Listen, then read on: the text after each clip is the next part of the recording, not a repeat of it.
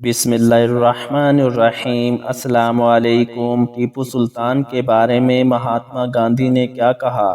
ایک انگریز مورخ نے لکھا ہے کہ سلطان نے صرف کورخ شہر میں 70,000 لوگوں کو مسلمان بنایا تھا، حالانکہ تاریخ میسور کا ایک معمولی طالب علم بھی اس بات کو اچھی طرح جانتا ہے کہ عہد ٹیپو میں گورکھ کی جملہ آبادی 25 سے 30,000 سے زیادہ نہیں تھی۔ اس میں بھی کئی ہزار مسلمان اور عیسائی شامل تھے۔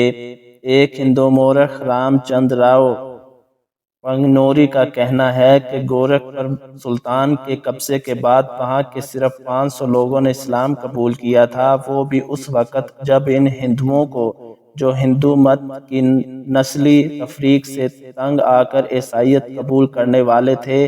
اس نے حکم دیا کہ وہ اپنا آبائی مذہب بالکل نہ چھوڑیں، اگر ان کو کسی وجہ سے اس پر اصرار ہی ہے تو اپنے بادشاہ کا مذہب یعنی اسلام اختیار کریں۔ چنانچہ اس موقع پر سریندر ناتھ سین نے سلطان کو یہ کہہ کر بچانے کی کوشش کی کہ وہ متعصب تو نہیں تھے، البتہ جبراً انہوں نے لوگوں کو جو مسلمان بنایا اس کا مقصد مذہبی نہیں سیاسی تھا۔ اس کی پشت پر سیاسی محرکات کار فرما تھے۔ مہاتما گاندھی نے بھی سلطان پر لگائے جانے والے اس الزامات کو صاف جھوٹ قرار دیا ہے اور کہا ہے کہ ٹیپو کے اپنے ہندو رعایا کے ساتھ تعلقات نہایت ہی دوستانہ تھے اور وہ ہندو مسلم اتحاد کے محرک تھے۔ ندوی مزید لکھتے ہیں کہ یہ بات اگرچہ صحیح ہے کہ سلطان نے بعض ہندوؤں کے ساتھ سختی کی، مثلاً کرشنا راؤ اور ان کے بھائیوں کو پھانسی کی سزا دی اور بعض دوسرے لوگوں کو بھی موت کے گھاٹ اتار دیا، لیکن یہ سزائیں ان کو ہندو ہونے کی وجہ سے نہیں دی گئی بلکہ ان کا سبب ان کی نمک حرامی و غداری تھی۔ اس طرح کا انتقام انہوں نے خود بعض مسلمانوں سے بھی لیا، مثلاً انگریز سپاہیوں کے ساتھ زنا کرنے کی وجہ سے بعض مسلم خواتین کو قتل کر دیا، محمد قاسم کو غداری کی وجہ سے موت کے گھاٹ اتار دیا، عثمان خان کشمیری کو پھانسی کی سزا دی۔ جہاں ایک طرف ہندو مرہٹوں اور راجہ ٹراونکور سے سلطان کی جنگیں ہوئیں تو دوسری طرف مسلمان حکمرانوں سے بھی ان کی کئی معرکہ آرائیاں ہوئیں۔ مذہبی تعصب و تشدد کا الزام اس پر اس وقت صحیح ہوتا جب وہ غداری و بغاوت کی سزا میں مسلمانوں کو تو معاف اور ہندوؤں اور عیسائیوں کو موت کے گھاٹ اتار دیتے۔ تاہم محب الحسن کا کہنا ہے کہ ٹیپو سلطان مذہب کی تبدیلی کو اس رعایا کے لیے ایک سزا تصور کرتے تھے جو بار بار بغاوت کے جرم کی مرتکب ہوتی تھی۔ یہ بتانا مشکل ہے کہ گورکھ اور مالابار کے کتنے باشندوں کو مسلمان بنایا گیا۔ اس سلسلے میں انگریزوں کے بیانات کو باور نہیں کیا جا سکتا کیونکہ بڑی حد تک ان کا مقصد ٹیپو کو بدنام کرنا اور اس کے خلاف پروپیگنڈا کرنا تھا۔ مسلمانوں کے بیانات کو بھی اس سلسلے میں قابل اعتماد نہیں کہا جا سکتا کیونکہ سلطان کو وہ اسلام کا علم بردار بنا کر پیش کرنے پر تلے ہیں۔ ان میں مبالغہ آرائی کا، واقعات کی تکذیب کا اور انہیں توڑ مروڑ کر کے پیش کرنے کا رجحان بھی پایا جاتا ہے۔ وہ سلطان کے گرد ایک مذہبی آلہ بنانا اور اسے مذہبی ہیرو بنا کر پیش کرنا چاہتے ہیں۔ مثلاً سلطان التاریخ میں لکھا ہے کہ گورکھ میں 70,000 ہندوؤں کو مشرف باسلام کیا گیا، لیکن یہ ایک محمل بیان ہے کیونکہ اس وقت گورکھ کی آبادی بھی اس سے بہت کم تھی۔ ٹیپو سلطان ہندوستان میں انگریزوں کے اقتدار کے لیے سب سے بڑا خطرہ تھے اور انہوں نے انگریزوں کو یہاں سے نکال باہر کرنے کو اپنی زندگی کا مقصد بنا لیا تھا۔ یہی وجہ ہے کہ انگریز بھی ان کے سخت دشمن بن گئے اور انہوں نے جنگی میدان میں ٹیپو سلطان کو شکست دینے پر ہی اکتفا نہیں کی بلکہ ان کی کردار کشی کرنے میں بھی کوئی کسر نہیں اٹھا رکھی۔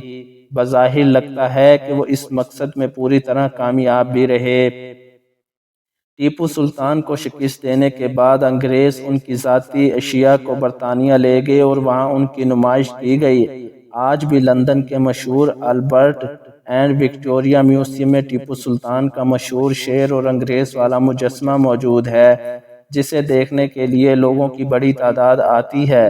1791 میں میسور کی تیسری جنگ کے دوران جب مرہٹا فوج نے سرنگیری مٹھ پر حملہ کرتے ہوئے اس کے مندر کو مسمار کر دیا اور ساردا دیوی کی مورتی کو اپنی جگہ سے نکال کر پھینک دیا تو ٹیپو سلطان نے اس کی دوبارہ تعمیر کروائی اور مورتی واپس اپنی جگہ رکھوائی۔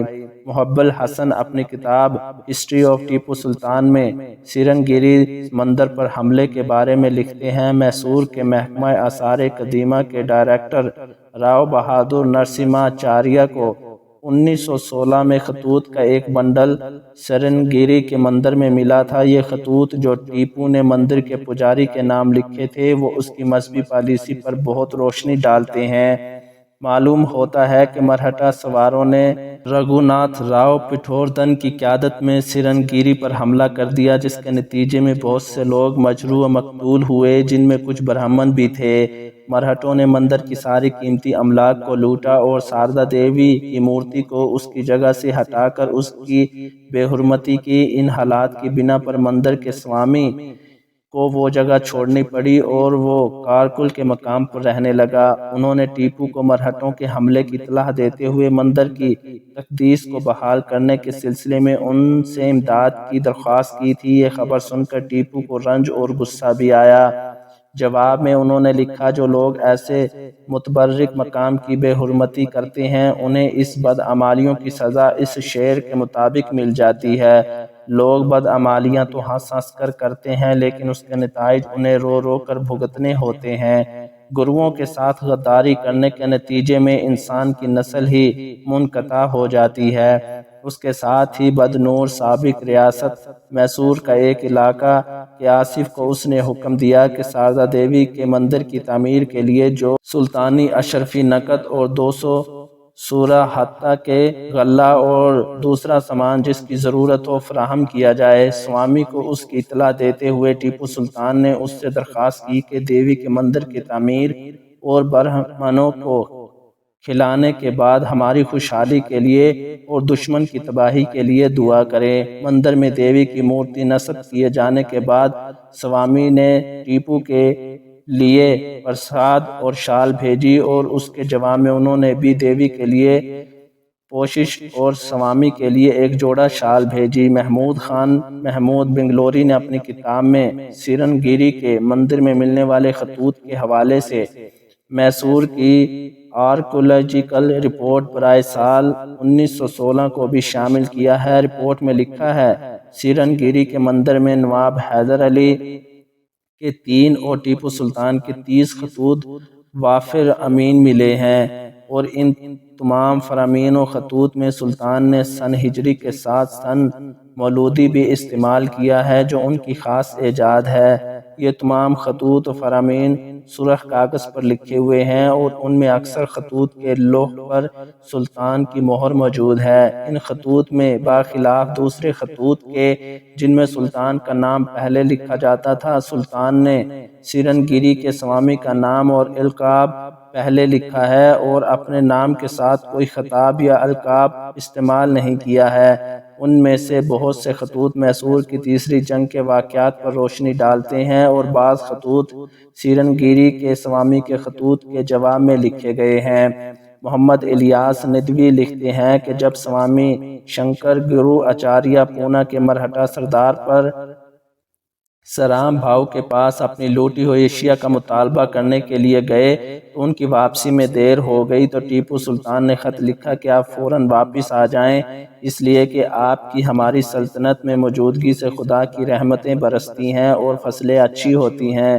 محمود خان محمود بنگلوری سوامی آچاریہ کے پونا دورے کے بارے میں لکھتے ہیں، سوامی جی نے پونا میں پرسرام سے ملاقاتیں کی لیکن انہیں کامیابی نہیں ملی، اس لیے ان کو وہاں زیادہ عرصہ لگ گیا۔ اس پر سلطان نے انہیں ایک خط لکھا جس کا متن کچھ یوں ہے، آپ جگت گرو ہیں، آپ دنیا کی بھلائی کے لیے ہمیشہ عبادت میں رہتے ہیں، جس ملک میں آپ جیسی مقدس ہستی موجود ہو اس ملک میں خدا کی رحمت ہوتی ہے، بارش اچھی اور فصلیں عمدہ ہوتی ہیں، آپ کو ایک غیر ملک میں اس قدر عرصہ ٹھہرنے کی کیا ضرورت ہے، آپ اپنا کام جلد انجام کو پہنچا کر اپنے ملک میں واپس آ جائیں۔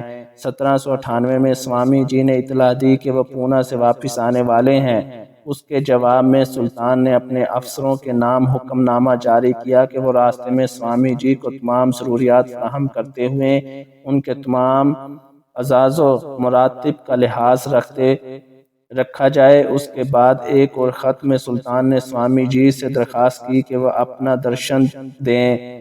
بچپن میں ایک درویش کی طرف سے ان کے حق میں کی گئی پیشن گوئی کے پورا ہونے کے بعد جب سلطان تخت میسور کے وارث بنے، انہوں نے اس درویش سے کیے گئے اپنے وعدے کے مطابق اپنے محل کے قریب مسجد کی تعمیر کا ارادہ کیا۔ ویڈیو اچھی لگے تو چینل کو سبسکرائب اور ویڈیو کو لائک کر دیں۔ شکریہ۔